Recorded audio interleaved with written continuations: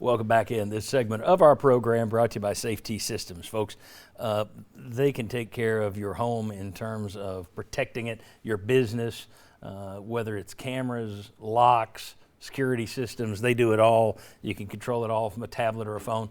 But these folks also do the most spectacular home theater systems. If you want a home theater room, or if you've got a business and you want to create a communications hub, a communications room, these are the folks to call. Safety Systems. VFL JJ Surlis can answer all your questions.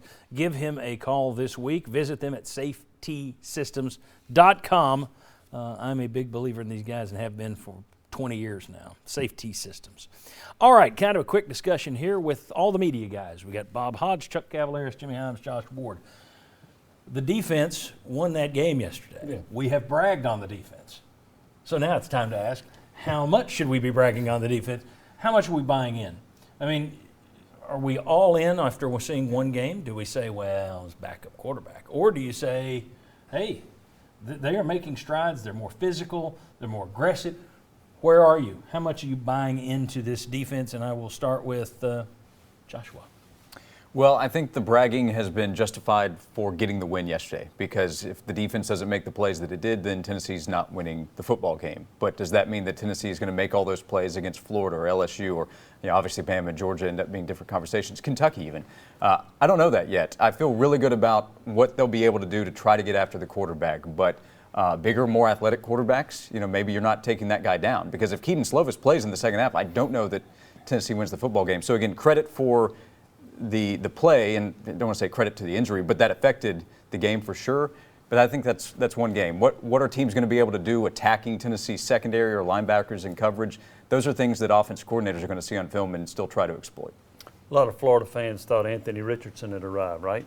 And then we found out in game 2 he hadn't. It's too small of a sample size. So I agree with Josh. Let's see you do it against better teams on a more consistent basis. I did like the aggressiveness. I did like the blitzing. They brought corners, they brought linebackers, they brought safeties. Mm-hmm. But I want to see you do that against some of the better teams in the SEC, some of the better offenses in the league. So while I like what they did, there's still more to be done. One thing I think you got to look at too, that's a big physical Pitt offensive line. I mean, those guys are like 6'6", 350, they're huge, but they're built to run the ball. And Tennessee took advantage of some problems there in their pass blocking. But look at all the quarterback hurries and hits you've got in additions to the sacks.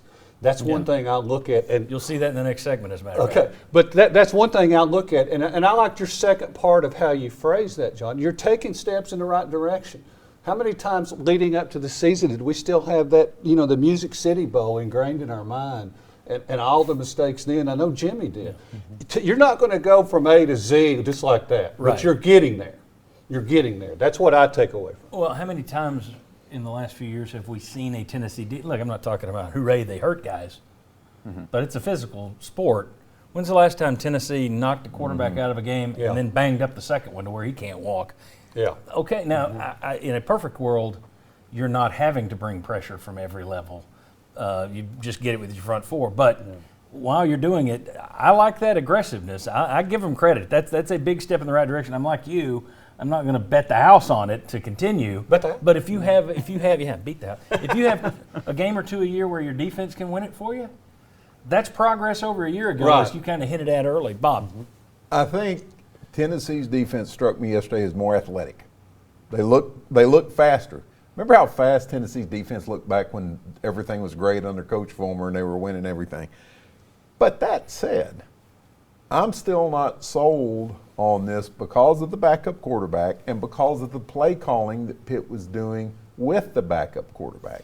It was sort of like Darryl Dickey against Georgia Tech in 86. When they said, 85. Don't let him throw. Yes. And I thought that played into Tennessee's hands. They got that kid in 3rd and long several times, which I think helped the pass rush a little bit because they got to throw now.